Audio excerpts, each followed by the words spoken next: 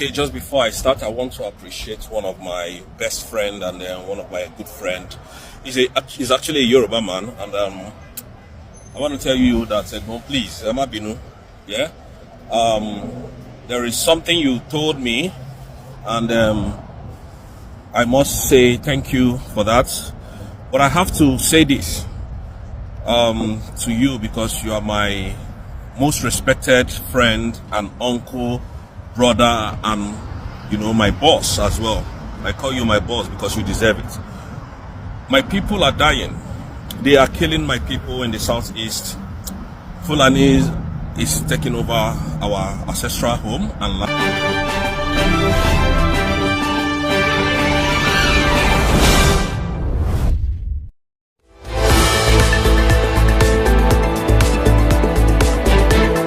Hello my wonderful people, welcome to Global Love Channel TV, where we bring you the latest happening around the globe. Yes, we told you guys that this 2025 we are in is going to be very hot. For those who say they will not be, they must agree by force. Yes, please my people, come and watch this video. As I about to watch the video, please do well and watch the video to the very end of it. Yes, as you are watching, spread this video, share it for all over the world. Share this video so that other people will see it. Yes, as you are watching, don't forget to touch your hand for subscribe button, like and spread this message around the globe. Don't forget to touch your hand for notification bell so that whenever we upload a new video, you'll be the first person to be notified. Yes, oh yeah, let's go in there and watch it unfold. Don't go anywhere. Let's watch it.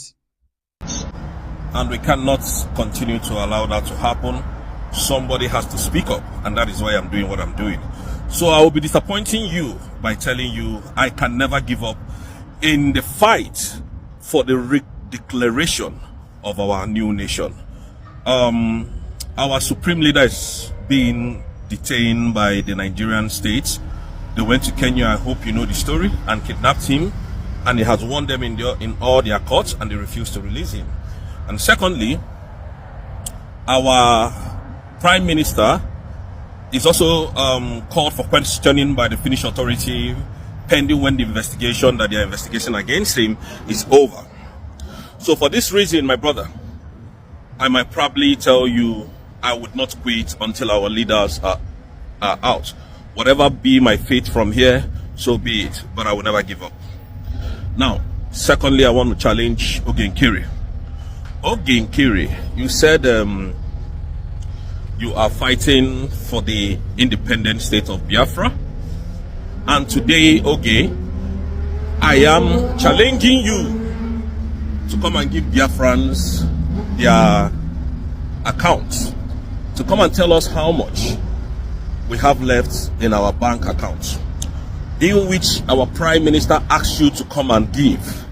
You told him you were driving for over 5 hours, and even up to today, you have not been able to give those accounts.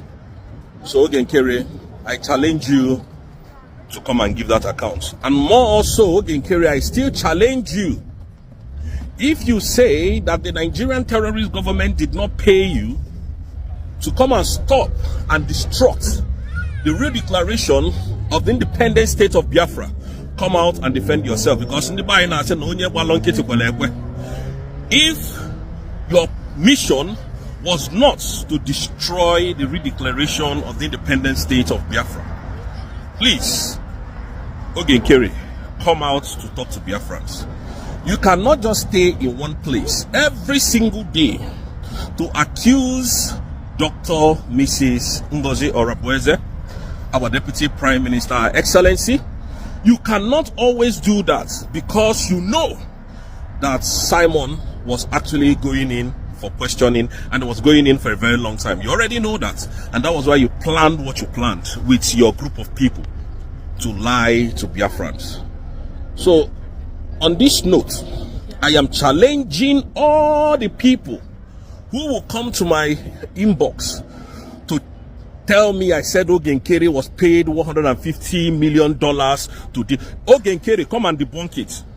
If you cannot, then shut your mouth up. And all your followers that are following you to commit this crime and evil, believe you me, all of you will go down in the history of Biafra as a criminal, and you'll be jailed. Now, Sonia Barawa, come and tell Biafra, if you are not related to Senator Akpabio, come and tell Biafrans, because I am walking on the road while I'm making these videos, so that people will understand where we are coming from. These people have done more harm than good to this our redeclaration, and people are thinking that probably we are here telling lies. So you come and defend yourself. People have been calling you names. People have been, accusing you. Let's assume we're accusing you forcefully. Then you come and defend yourself. A normal human being would have come out to defend himself. Because if we say you are a criminal, that this is what you have done, and you kept quiet, that means it is true. And let your social media rats stop disturbing Madam Ngozi Arabueze, because realistically, we know that things will start happening very, very soon, and I promise you that. Okay, Kerry, you can never deceive Biafran again. We are here because you never knew that this was going to come up, to defend the United States of Biafra. And I want to tell Ogenkere that Biafra is not only for Nnamdi Kanu, Simon Ekpa, or Dr. Ngozi Arabueze. Biafra is collectively for every one of us that you see here today. Over 17 million Biafran voted for disintegration of Nigeria, and you can never change that in the UN. You can never defend that anywhere. So Ogenkere, stop wasting your time. We know that they paid you. So I put it to you out there. If you say that the Nigerian terrorist government did not pay you to come and destroy what we are doing, Ogenkere, come and defend yourself. But if you cannot, then you forever remain silent. And I want to tell the Nigerian terrorist government that if you continue to detain Nnamdi Kanu, believe you me, Nigeria will be worse than Somalia. Believe that. So you mean to tell me I could read 50 books, almost 100 books, go back and spend years of my time devoting myself to learning the history of black people, tracing it all the way back to Enugu and Igbo land, just to find out that they've been suppressing Igbo education, suppressing Igbo skills, teachings, suppressing Igbo history, suppressing Igbo everything. And then as soon as I'm in a place in the world that doesn't suppress my education and I can go on the internet and talk about it, y'all gonna come out the woodworks and argue with me about this is wrong, that is wrong. This is what we know. Y'all was gonna let the Igbos get erased. Millions of Igbos died in the Biafra war. Millions of Biafrans died. Millions of people who was rolling with the Igbos died in the Biafra war. And over what? Because you were trying to force Igbo land to pay for Nigeria, a country that was created by England, which is why y'all all bond over English, because England created you. England created Nigeria the same way England created America, and I can speak English. But I'm black. The first black language is Haitian Creole, if we want to be honest. Okay? And I'm black by way of the Igbos. I know who I am. And when I talk about my history, y'all want to come on here and say that not only am I wrong, the Igbos are wrong. The Igbos are wrong about how many of y'all basically tried to just let us get extinct. We wrong about what? What are we wrong about? You mean to tell me that y'all was trying to defend the Igbos? Because this is one thing I noticed. Y'all don't say nothing nice about the Igbo people. Y'all come on here and argue about what's right and what's wrong, but I don't see none of y'all saying any compliments about the Igbos, nothing. Y'all don't even mention the fact that Igbos was fighting to free themselves from whatever y'all was about to go with, because you knew the Igbos was going to have to pay for it with their land anyway. Igbos got all the oil and the coal and the best business marketing, so we going to make them pay for it. And the Igbos was like, well, let me correct that. The Biafrans was like, we don't have to do that. It's our money, our land. You're not going to make us pay for your venture capitalist country called Nigeria. No, we're not doing that. So then the rest of Nigeria, let it happen. And if we would have won, if Biafra would have won that civil war, man, you'd be surprised how many people would have been like, I always knew the Igbos could do it. I always knew. But guess what? You feared what the Igbos were going to do if they were victorious. So people had to help destroy the Igbos. It's the same thing happening in America. It's the same thing happening around the world. Nobody wanted the Igbos to lead. And why? Because that's just the way of the world.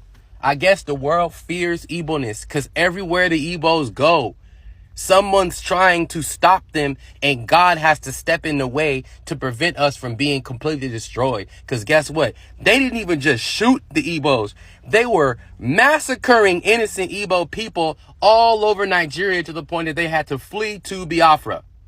Biafra became the only place that Igbos and Igbo-like, and those who connected with the Igbos to go to be safe. You were trying to erase us. Don't you? Y'all got to understand this. This is why the Igbos don't get over it. Because you was going to let millions of children get massacred. You was going to let millions of innocent people go and die of famine and sickness and disease. You was going to do that. Why? Because the Igbos had something you wanted, which was land, oil, natural resources. You didn't care what happened to the Igbos and the Biafrans. You didn't care. The same thing is, again, like why I mentioned Haiti. Everywhere that God places the Igbos, the land is blessed. That's why look at Haiti. Y'all seen the video about Haiti's connection to Biafra and Igbo land. So what does Haiti have? A whole lot of material in that ground, and they don't want to give it up either. So what's happening? Haiti's being upended. Accept your Igbo-ness and understand we cannot allow this, dog. You guys have to know who you are. Stop coming on here arguing about the states that Europeans carved. You're not from England. You're not an Englishman. And if you read about the Englishman's journal and the English history, they'll tell you, yeah, we invaded Igbo land for the land. We wanted the resources. We wanted to create companies that were going to take the oil out the ground, and we were going to get paid for it. And as soon as Biafra didn't want to let us do what we wanted to their things, we decided to just create a civil war.